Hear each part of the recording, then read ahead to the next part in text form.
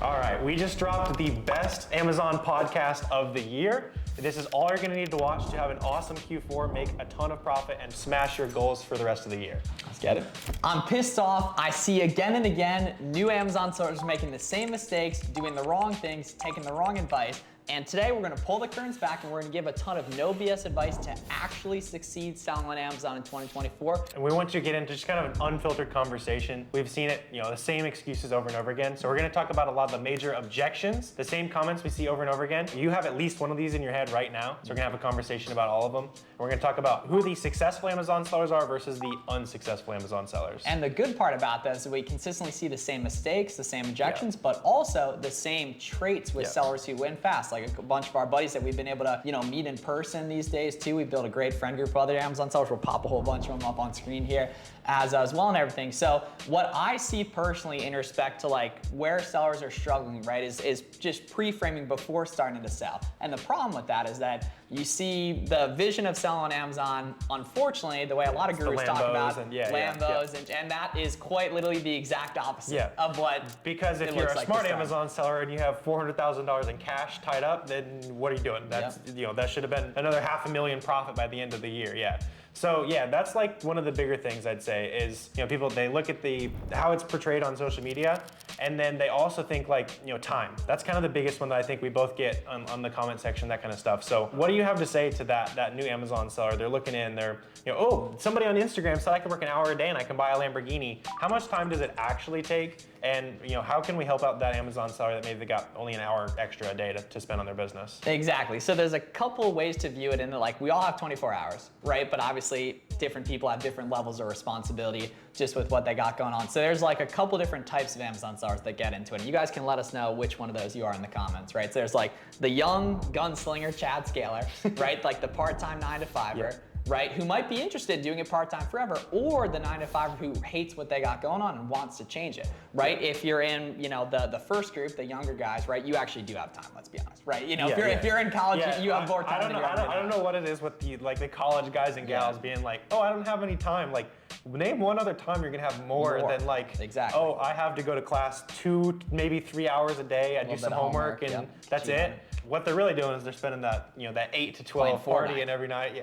Playing Fortnite, right? Exactly. Loading up Fortnite as a 22-year-old, and then you also have to consider your motivations too. So like if you want to quit your 9-to-5, you don't like what you're doing, or you're in school and you don't want to have a 9-to-5 in the future, you gotta work as much as possible because you're paying out ignorance debt when you're a newer seller, right? So you have to take as much action as possible. Now, if you're on the other end and you're like doing it part-time forever, you just want some like extra cash for vacations or whatever, then you can audit what you want and reverse engineer based on that. If you want to do full-time, you better put in full-time effort, right? Because you're competing against people that have been putting in full-time effort for years. Right? That's the big thing. Like when it comes to what are your goals? If your goals are $1,000 a month, you want to buy some extra Christmas presents, you want to pay for some extra groceries, you don't need to put aside the 6 hours a day that somebody who wants the empire, the $1 million a month business. You'll probably burn out if you are thinking like that. Exactly. That's a big one. Is people, they'll be like, oh, I want to make $1,000 a month. They get there and it's like, oh, but I see this person's making 10. They're just not happy with that. On the flip side, like somebody who's like, oh, I want to make $10,000 a month profit, but I only want to spend 30 minutes a day. Doesn't work like that. They're going to be the $1,000 a month seller. Like that's just what it is. So especially when it comes to time, like this is what I do for basically any task that I do on repeat, right? Set yourself a goal that you know you can hit. All of you guys, you could spend an hour a day sourcing products. If you really wanted to, you could spend an hour a day. And so set whatever that goal is. Maybe it's an hour every other day. Know that you can hit that goal. For me, like when it comes to making videos, I know that I'm gonna make 2 YouTube videos a week. If that ever becomes too easy, I'm gonna make it 3, right? For now, 2 is perfect for me. And so for you, set that goal, know you can hit it. Oh, I'm hitting it easily, I know I can go up, bang. And then you're just gonna consistently have that, every day. It's just it's that consistent thing you fall back on, you know that you're gonna end up doing that. And then time is no longer an issue because it's part of your day. You don't have to find time, it's there. Yeah, and another thing that's really important too is viewing this not from the frame of an employee mindset. And if you have a job, right? Say you're making $30 an hour, know you're gonna make $30 an hour whether you go hard or whether you slack off for the most part, right? That is the exact opposite of the way being an entrepreneur works, in that when you're a new Amazon seller, your skills aren't there yet, right? But over time, your hourly output skyrockets. And like what Warner's been able to do with virtual assistants, and we both use prep centers, you're able to multiply the amount of output you get per unit of time and eventually paying for other people's time as well. But you don't see that when you're a newer seller. Yeah, it's that short-term horizon on what the value of your time is. Somebody looks at it, they're like, oh, this month I'll make $20 an hour because I don't know how to do Amazon yet. I got to learn everything and I'm learning on the fly. Let me just go get a job. But they're not thinking about, oh, a year from now I could not be finding products. I could have a lot of people sourcing for me. I could have prep centers doing all the work, and then maybe it's 200, 300, 400 an hour. It's a lot of like people don't want to put in that month or two of hard work that they know it's going to take for the actual outcome that people are getting into the business for. Yeah, and I'd say like it's coming from the mindset and understanding that it's not like how much time I have to put in, it's how good I have to get, but the more time I put in, the better I get faster, basically. Yeah. Which you don't see that though. You can't measure that until, it's too small to notice, until it's too big to ignore and respect your skills with that stuff. And that taking it back with you and I, so we met in April or May of 2021. We were both doing like 20 or 30K a month, right? And I'd say putting in pretty significant amount of effort to that, like right? a lot, Exactly. Because we didn't really know any other sellers. It's only your time. That's all you had. And then, so let's call it combined like around 50K a month in sales. And then 6 months later, we did about $500,000 combined in 1 month, right? And that's pretty cool. Now, the key is though, less work went into that though, right? But there was more leverage on that work. We got better. We avoided mistakes by working together. Right? We got higher output by working together, right? We source some of the same products, right? And that is, the definition of leverage is getting more out for what you put in, and building the skill is the biggest multiplier on the leverage. It's not the time, it's the skill, but you need to put in the time to get the skill. Yeah. So I think that's a good segue into the second biggest objection we see, right? So you guys know time is not an excuse, right? You can hit whatever your goals are, right? The next objection is I can't find products. We see it all the time. It's in the comments, probably every day, right? Like, I can't find products. So what do you have to say to that seller who's, they can't find products? Well, first thing, you can't say I can't, because if you say you can't, you definitely can't. There's no working on, there's no trying, there's no if, there's no luck, there's you getting good at a skill that tens of thousands of other people have been successful with. If they can do it, you can too. Now, you don't find items good. You make items good. Very rarely will an item be sitting for $13 on CVS that goes for 31 on Amazon. Now, did I find one of those this morning? I did, right? But it's not always like that. You have to make stuff good, right? And you also have to understand that not every day is created equal. Black Friday is significantly better than a random Tuesday in February, right? Conveniently, most people are watching this prior to Black Friday, right? And so very rarely will you just see something chilling here profit, like this tree sitting on Walmart, for example, for $12.97 that goes for 31. It doesn't really work like that. Typically, it's 31 on Amazon, selling for 20 on Walgreens, but there's a 25% code that now makes it good. That 25% might only show on one of the Chrome extensions, right? And you want those products to only show up during certain times. Exactly. That's what a lot of people, they'll look and it's like, oh, I can't find anything profitable because it's that random Tuesday in February, right? But you go back on a day where there's a sale, like random holidays. Companies are literally always looking for times to make up, make excuses for sales. Like we just saw it, a couple weeks ago, where they're just making up. Oh, this is a big sale week. It's Prime Week. All There's of a sudden, like a national makeup week, once a month. There's like 8 Prime days now, and all the retailers have to compete with it. And so it's all about that. And I would also bet that, and I'm gonna call you out if you've done this before. You're like, I can't find products. You're telling yourself that. I bet you spent an hour or two trying to find products. I know I did that. I did 5 years ago, sitting in the bedroom, I load up some scans and I'm like trying all kinds of stuff for an hour. It's like, this doesn't really work. I don't think it works. Despite looking online, you see like, oh, this guy's crushing it, this guy's crushing it, this girl's crushing it. Like, think about how bad you were at walking. The first time you tried to walk. Like, bro, I was so bad at walking, man. Dude, so bad. We should have given up after an hour. Exactly, right? You know what I mean? Or think about how bad you were at basketball when you started, right? Some people might say I'm still bad at basketball, right? But like literally though, right? When you start out, you don't know what to do. You don't know anyone that does it. You have to learn to create a shipment. You have to learn to find products. You have to learn SellerAmp. You have to learn to keep it. You have to learn how to use Boxem. But once you know all that, your only responsibility is execution on the task of finding more winning products, right? Which sounds great for us to say years into it, but we weren't always years into it. Right? And everyone you see who has a big Amazon business started out terrible at it. Right? But they realized that was a part of the process, and if I stick with this for 6 to 12 months, good things happen. That's another thing we see in respect to people who succeed. The common factor with every single person, all of them, right, who has a 7-figure Amazon business, they've been doing it for 6+ months. Right? All of it. And a lot of people, I think, they think they're a lot further away from a lot of the goals that they're setting based on what they're seeing online, or they think they're a lot further away from that guy or gal they're looking up to, right? That goes with any business, anything they want to get good at, right? Like, all of us are figuring it out. That's the secret. Like, no one has it figured out. The most successful business people in the world, they're day in, day out. It's like, oh, I'm feeling stuck here. How do I get over this? It's just different scales of problem. Yeah, you keep it moving. So your problem today might be finding one item. Our problem today is how do I find the 21st item, right? The 50th item of the day, right? It's all just about, doing that same input over and over again.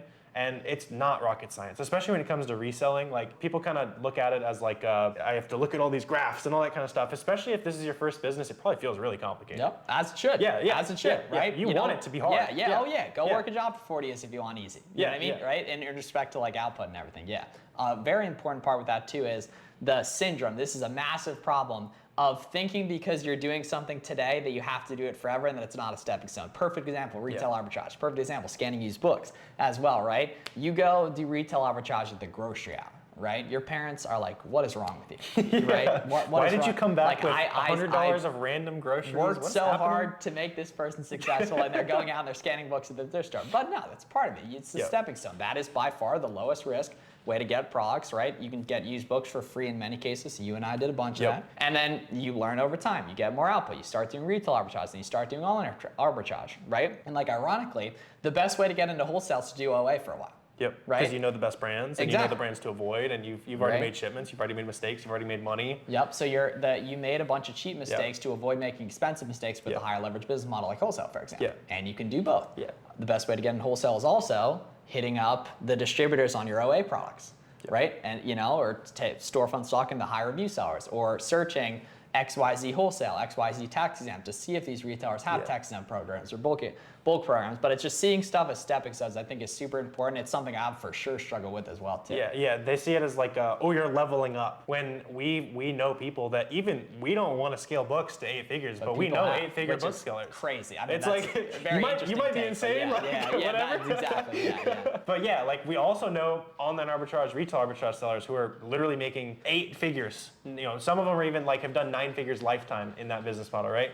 So you look at it and it's like, oh, I can't scale this one thing. I can't make money doing this. I have to level up. I have to make a brand. There's a lot of private label supremacists out there that power trip off of thinking that one business is so much better than the other. But every business sucks a lot of the time. I'll tell you that much. Yeah. Very true. Very true. You know what I mean?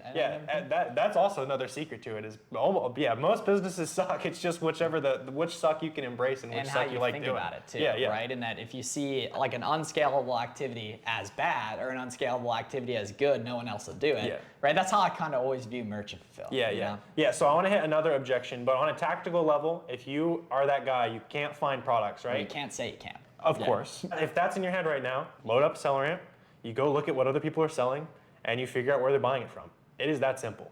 It is not rocket science. You just need to figure out where people are buying stuff. So if that's you, that's your task right after you finish this video. And one more thing on that too. Everyone I know who can't find a lot of products, they don't have any Amazon seller friends, they don't use tax exempt, they don't use discounted gift cards, they don't use coupon codes, they don't wait for sales, they don't set keep alerts, they don't use SellerAmp spreadsheets, right? Y'all see I'm really about this, right? And everyone I know who does find lots of products does a ton of that. Right? So you can map your actions to the results and inversely think about what would I want to do if I wanted to be a terrible Amazon seller and do the exact opposite, and you'll get closer to your goals. What about when somebody says, I don't have enough money to start selling on Amazon? What's the game plan? Ooh, okay. So if you got no money, 1, you got to get a job. 2, you got to start selling some rare used advice books, from people who talk about businesses. Right? Like, it's true. Yeah. If you're broke, you got to be able to buy groceries. Time, Badly, 100%, right? So I'd say like the no money option is used books, which ironically is actually what we started with. Is it what we recommend these days? No, but is what we started with. A few $100 in our bank account. Exactly. You sell what you can get your hands on. Yep, exactly. And then kind of graduated version of that, retail arbitrage is going to be more name brand products. Online arbitrage, right, is a little bit less profitable on a percentage basis, but way more scalable. Retail arbitrage, a little bit more profitable, a little bit less scalable. But when you're just getting going, do all of it except used books. Only fact. It's literally about sell what you can, right? If you want that $100,000 a month business and you have $1,000 in your bank account, that's all right. You got to lower those expectations. know what you can actually sell. You and I, we started like probably 1,000. I had $1,500. What did you have? About $1,000 probably. Something like that, but that it was my entire bank account. It was so like, hard to use it though, because with used book, like I was getting stuff for free like crazy. Like the 4th item I ever sold on Amazon was an $86 book I got for free from a teacher who was retired. There you go. Right? Yeah. Mine was like a $14 cookbook that I bought at the thrift store. Boom. I had to have the balls to let that teacher know that I wanted his books badly. Yeah. Right. I wanted his books badly. Right. But this is how it's got to be. Right. Like you have to be willing to own and accept that this is a part of your identity from now on if it's going to work. Right. And that like every person I know who's really good at basketball owns being good at basketball. Every person I know who's really good at Amazon owns Amazon being a part of their identity. And I know a ton of people who half-ass it who don't do that and don't get the compounding returns of doing it over time. Yeah, money in the early phases is like probably the lamest bottleneck. Like just buy cheaper stuff. Like it sounds absurd to say, but we did it. Thousands of other Amazon sellers have done it. And then especially when it comes to scale, money actually can be a legit hurdle, right? And then it comes down to risk tolerance. Yeah, exactly. Which is completely get either side of the spectrum, but basically like Amazon loans and stuff like that, outside capital, which adds a bunch of risk. Don't do it if you're worried about that. You don't have to, right? But that is something that we've used personally, you know? Yeah, because in the early days, it's all about finding products, typically, unless you're building skill. Dead broke, that's you're very consistent with building skill. Yeah, exactly. And then, like you're saying, you check out the Amazon loans, whatever you got to do, right? Rich uncle method's underrated too. Rich uncle method's underrated. Yeah. Are you offering?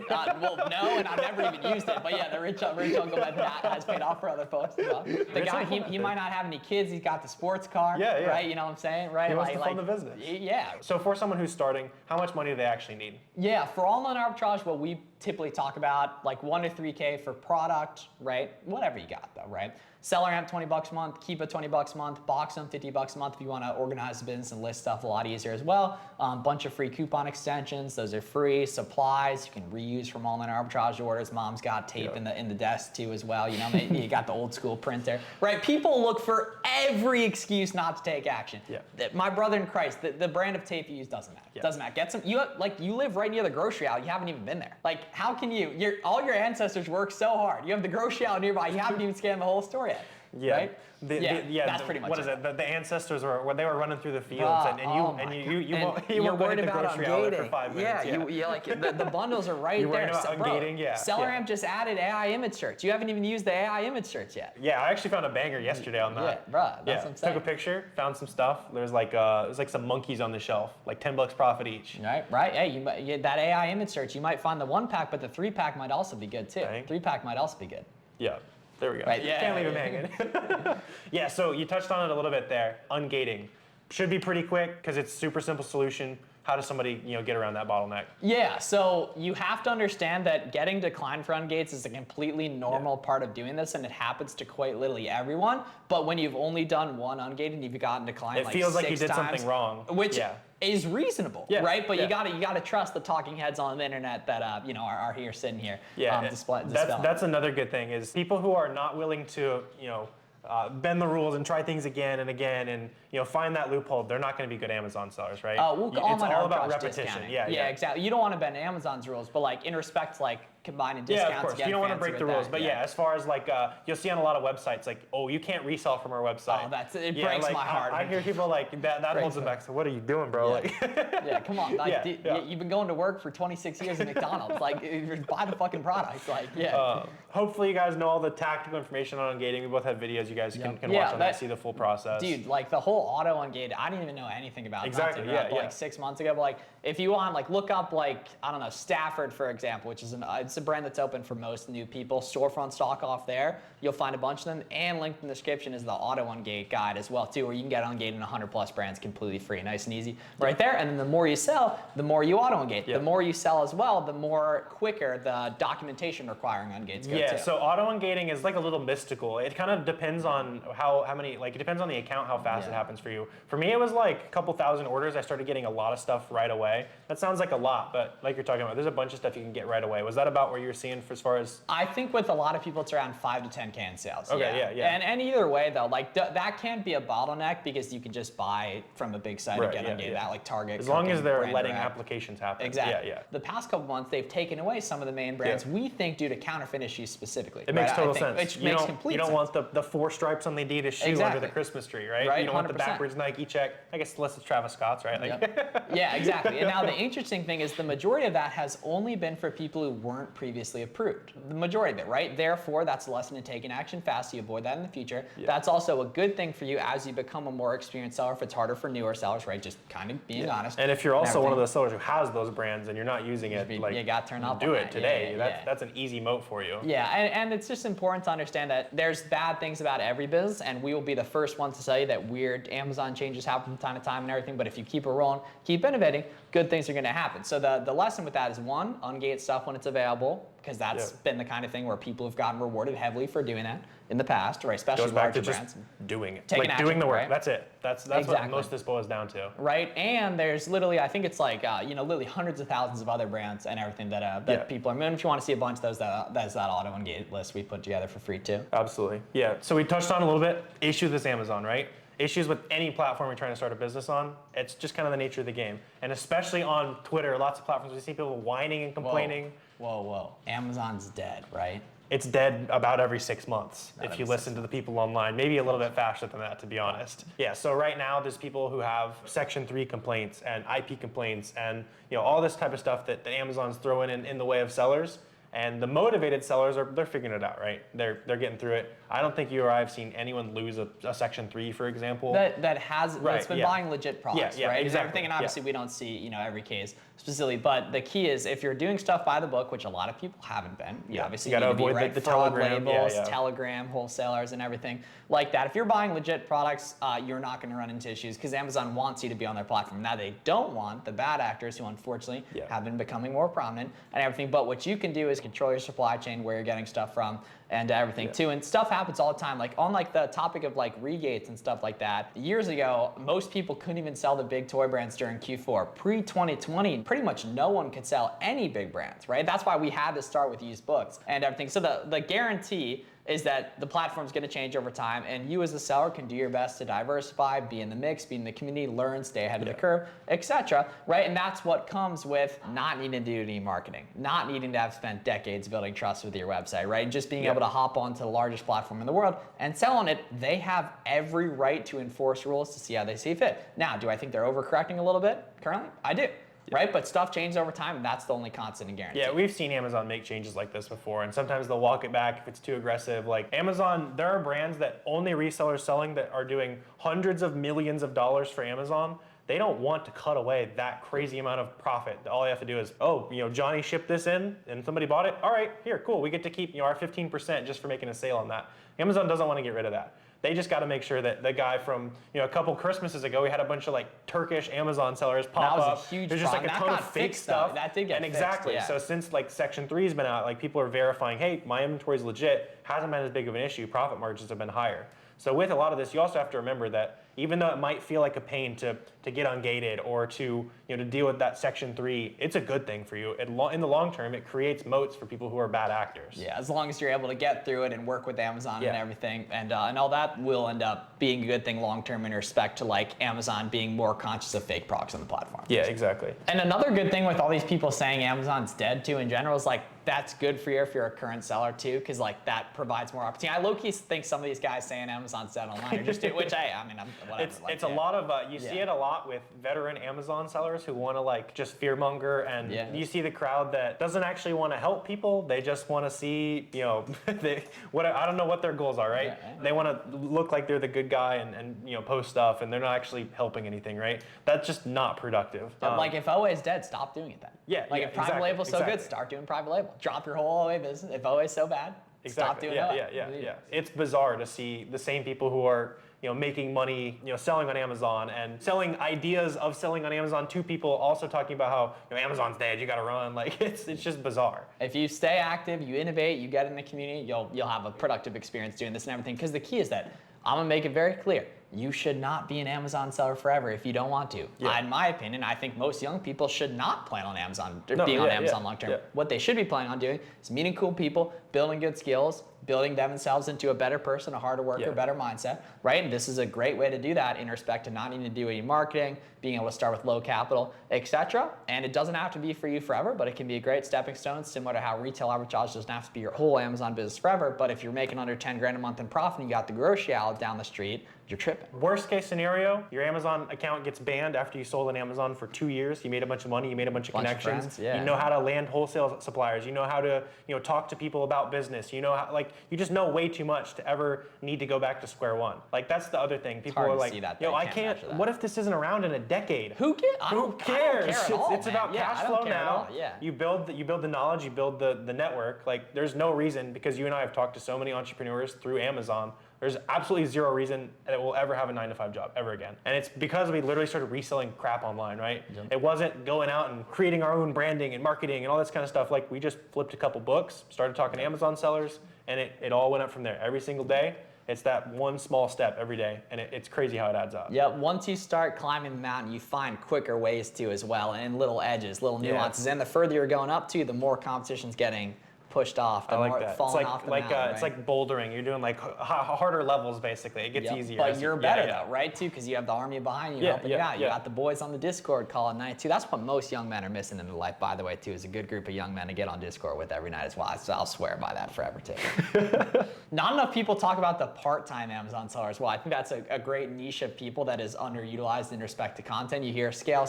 This person did XYZ. This person did XYZ. What about the stay-at-home mom that wants to make $1,500 a month in profit? Should she be driving all over the state doing all right? Probably not, right? She should be, in my opinion, finding a group of gals online, getting on Zoom twice a week, putting in an hour and a half a night, right? And understanding that she's gonna build up over time, that on one good sale, she could knock out her entire month, 6 months from now, once she gets good. But she has to pay down that It's the shiny object. You hear about, I have to do $100,000 a month. I have to do $500,000 a month. You don't do anything. When that doesn't have to be your goal. If you just want to be the stay-at-home mom, you want to add an extra $1,000 a month and you're a college kid. You want to go. You like your job. You like your 9-to-5 plans. You don't really care to start that business. That's fine too.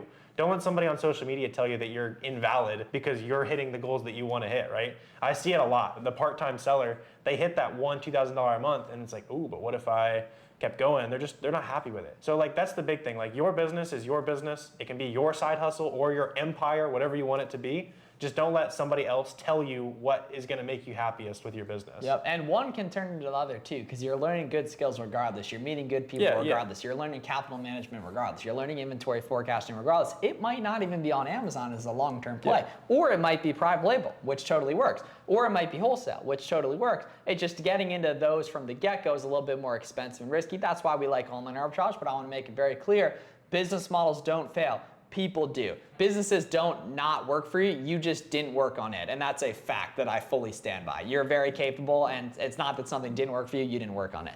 In almost every case. Obviously, some businesses are easier to start than others. Way easier, and personality types of course, and all that. Obviously, But it's all about finding that thing you like to do. Like that guy who wants to go out and create the private label brand and they want the empire, they're not going to have fun going to Ross every day and making that $2,000 in profit every month. It's about finding that goal that you like and just do it. I mean, my boy Gary Vee is still going to the garage sales after all these years. That's actually how I got started. Was watching him back in there. He gave me a lot of permission to go do into the thrift stores and shit. I'm not gonna lie. Right, as well. And he was also really big on content and documenting your journey, using the internet to meet cool people, because there's a very, very, very astronomically high chance you will not find cool online business people in your small town. There is 100% chance those people exist on the internet. You have to find them. You have to stop hiding. I know your high school friends might think it's weird that you're posting videos on the internet. That's okay. They're not paying your bills. They're not your friends either. If they're not supporting you. It's a good way to figure out who's actually your homies. When you start something, it makes you look dumb, and they're like, oh, you're dumb. That's not your homie. If you start something that makes you look dumb, it's like, ooh, that's cool. I like you're doing something. That's your homie.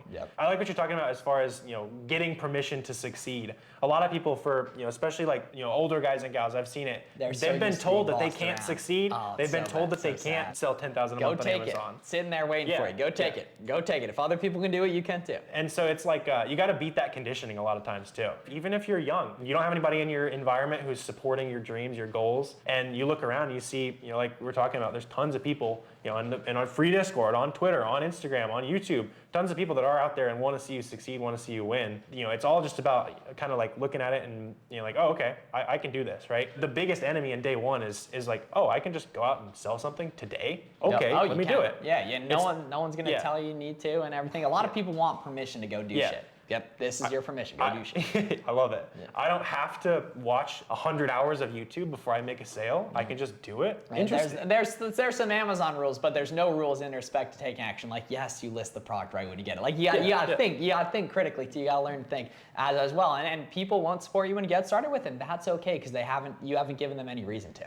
As well. Go do something great and give them a reason to. Most importantly too, in respect to actually scaling up the Amazon business, it's like, everything is scalable if you do it right, and everything is unscalable if you do it wrong. And when you're a beginner, you typically do stuff wrong, and that's okay, because that's how you get good, right? But what I've personally seen is that the money's waiting where everyone won't go. The money's waiting in the great relationships with the retail arbitrage managers. It's waiting in the taking the extra time to go to the pickup order to get the stock listed today because you're a new seller and you need to learn quicker. It's waiting in merchant fulfilled, right? And everything, and just realizing that everything scales if you do it right. And most of the things people say aren't scalable are actually the things you should be doing if you're not making the money you think you should be making. When it comes to scale, it's just repeating what you're already doing. Like, people think they have to find X new products every day, or a lot of people will be like, oh, I have to spend $5,000 every single day. Like we talked about earlier, like some days are going to be your $25,000 days, some days are going to be your $0 days, right? Yep, and then the key is that in respect to buying deep, which is where the results actually come from, right? You wait, you test, and then when something hits, you knock it out of the park right there, right? And that comes from going deep and and hitting proven ASINs hard, right? And you can't see that when you're new, or the time to go deep is like, okay, I sold 26 yesterday, let me buy 50, right? The market told me when to go heavy. And that was when, for you and I, hit my first 100K month, the first time I ever bought 100 to 1 SKU. Hit my first 300K month, the first time I ever bought 500 to 1 SKU. Yeah, no beginner is going to go buy 500 of something. But the beginner who bought 10 of this, 10 of this, 10 of this, they see how fast stuff actually sells. 3 months later, okay, I'll buy 500. I know exactly what I'm looking for. Yep, and you get permission to do that by giving yourself confidence around that, which comes from volume of doing that, doing the scale, learning the activity, etc. And just for the people watching this vid, watching this late in the vid in respect to some sauce, one of the best ways to get proof of concept and test products really easily, or even for free, is using the pickup order method. In that you can go on any big retailer these days and you can see and filter to what your local stores have in stock. And you can put stuff in pickup order, and typically it'll wait there for 4 to 7 days, and you can list it and sell the product without even buying it, because if it doesn't sell, you can just cancel the pickup order and you don't even have to go there to get it. So like, everyone here can go do that with Walmart private label brands and get 50 listings up, or that'd be a majorly exaggerated version of it, but you could, right? You could, or 10 listings up, and not even spend money on, literally just buy via pickup orders and cancel the pickup order if they don't sell, and get proof of concept for free. On top of that, right, you got to combine those other methods too. That's a little fancier. If you have your reseller certificate, you can use that on Walmart as well, right? There's other coupons, discounted gift cards, etc. You want to be tossing on that too. And you just got to go through the checklist on every retailer. Bang, do they have this? Do they have this? Do they have this? Which is hard when you're a beginner and second nature. But that pickup order stuff is some sauce in respect to Q4, especially this time. You can get a lot of proof of concept for basically no money. At the start, it's a great way to learn and get proof of concept. It's putting the products in escrow, right? That's what we like to say. That was last year what you or I forgot. Someone brought that up. That was fun. Like you're saying, I want to give a little more tactical. On every item that you look at, cashback monitor, card bearer, Capital One shopping, still not finding profit after that. Might not be profitable today.